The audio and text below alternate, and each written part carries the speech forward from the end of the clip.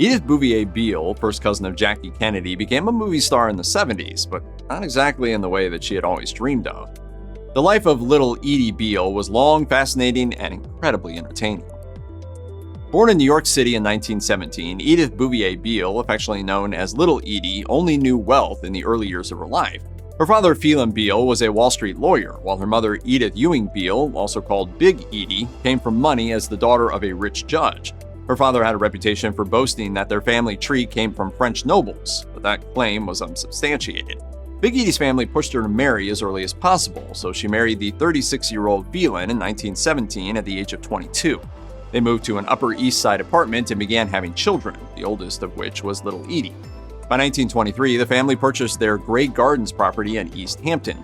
Both Big Edie and Little Edie loved their newfound freedom, spending their summers and holidays relaxing on the estate. Unfortunately, Phelan grew uneasy by the more carefree attitude that his wife adopted during her stay at the mansion. My father believed in running the children's lives. You know, he wanted me to get my master's degree, be a junior partner in his law firm. Take the ice cream. By the mid-1930s, Phelan had left his family for a younger bride, leaving Big Edie with child support and the Grey Gardens estate. Little Edie grew up with A-list aspirations. Much like her mother, she had a talent for literature, acting, and performing, and she had one of her poems published in New York Magazine when she was only 9. This early success, along with regular trips to the theater and cinema with her mom, only fueled her desire for fame. As she grew older, Beale also tried her hand at dancing. As she dished to a New York Magazine reporter in 1972, she started her ballet training in her teens, followed by interpretive dance. The teenage Beale is said to have been a striking beauty, and she landed a modeling opportunity with Macy's that earned her the nickname Body Beautiful. The socialite also claimed that she got offers from production companies Paramount and MGM during this time, but why she didn't pursue acting right then remains a mystery. It would take years for Beale to reach the level of stardom she so craved as a child, only finding that level of fame after the release of the shocking 1975 documentary about her and her mother, Grey Gardens. Nevertheless, she maintained her sense of pride, joking to New York Magazine, "I hate it when people say I was beautiful in the old days. I like to think I'm terrific now." No, I'm not ready and I have no makeup on. But things are getting better. During her years spent schmoozing with Manhattan's elites, it's believed that Edith Bouvier Beale was involved with some pretty big names. J. Paul Getty allegedly proposed to little Edie, and she was reportedly engaged to Joe Kennedy Jr. at another time too. She even dated business magnate and acclaimed film director Howard Hughes. While Beale herself has remained mum on many of the supposed trysts, she did deny one specific rumor that circulated. She acknowledged gossip that she had eloped with King Kong star Bruce Cabot and asserted that she, quote, didn't even know him. Of course, without any confirmed sightings of Beale and these men documented in the press, these tales should probably be taken with a grain of salt. Lee Schrager, a friend of the starlet, told Town & Country magazine, "She was a great storyteller. One of my favorite stories that I've got was her telling me that Aristotle Onassis was going to leave Jackie for her." Edith Bouvier Beale was Jackie Kennedy Onassis' older cousin, 12 years her senior. There are very few sources available to reveal whether or not the two women got along as children, but after Beale's father purchased the sprawling Grey Gardens property in the 20s, it's believed that both little Edie and Onassis vacationed there in their youth. Perhaps it's due to their significant age gap, but Beale and Onassis were never that close growing up, although that's not to say that the elder cousin didn't garner some respect in their earlier years. Muffy Meyer, co-director of the Grey Gardens documentary, noted to Town & Country, "There was a time when she was Jackie's highly successful older cousin. After Onassis became the First Lady, Beale was suddenly left forgotten by the public. Unsurprisingly, Meyer revealed, I always had the feeling that little Edie had a little bit of jealousy about that." Nevertheless, in the later years of her life, Beale spoke highly of her beloved cousin. During a chat with a reporter for New York Magazine in the early 70s, little Edie praised Onassis and her late husband, declaring, "They brought such art to the country." For better or for worse, Edith Bouvier Beale and her mother will forever be associated with their Hamptons mansion, Grey Gardens. The elegant 6,652 square foot property was built in the early 1900s and occupied by two different families before the Beales purchased it in 1923.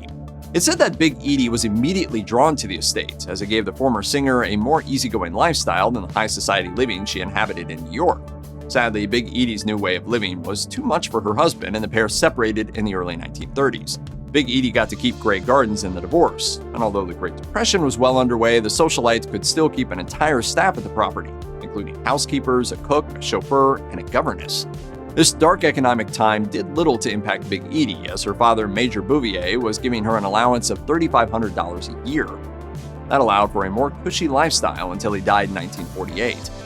As for little Edie, her mother sent her to a finishing school in Connecticut in the early 1930s. After graduating, she lived in Manhattan and remained there throughout the 40s, visiting her mother in Grey Gardens on occasion. Only after the early 1950s and Major Bouvier's death was little Edie forced to head to Grey Gardens, after realizing her mother couldn't keep supporting her flamboyant lifestyle anymore. I thought you'd been in New York long enough. You were getting lines in your face. I didn't want to leave. I was getting my big chance. Oh, no, you were not. Edith Bouvier Beale's life took a devastating turn in 1952 when she was forced to give up her dreams of A-list success. That year, a Broadway producer invited the 35-year-old socialite to audition for a role. Due to her mother's dwindling funds and mental state, though, little Edie never got the chance to try out for the part. Instead, she traded New York City for the Hamptons, and she would remain at Grey Gardens for over 2 decades. After little Edie's arrival, she and her mother quickly realized they had no money.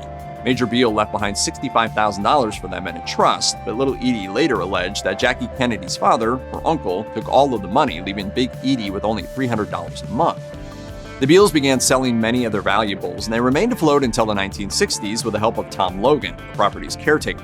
Sadly, after he died in 1964, Grey Gardens fell into a state of absolute disarray.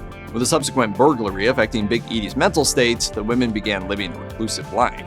When a New York Magazine journalist asked little Edie about her life in Grey Gardens in 1972, the former socialite replied, "Shall I tell you what I've done for 20 years? Fed cats. Nothing has happened in 20 years. It's very difficult to keep the line between the past and the present. Do you know what I mean? It's awfully difficult."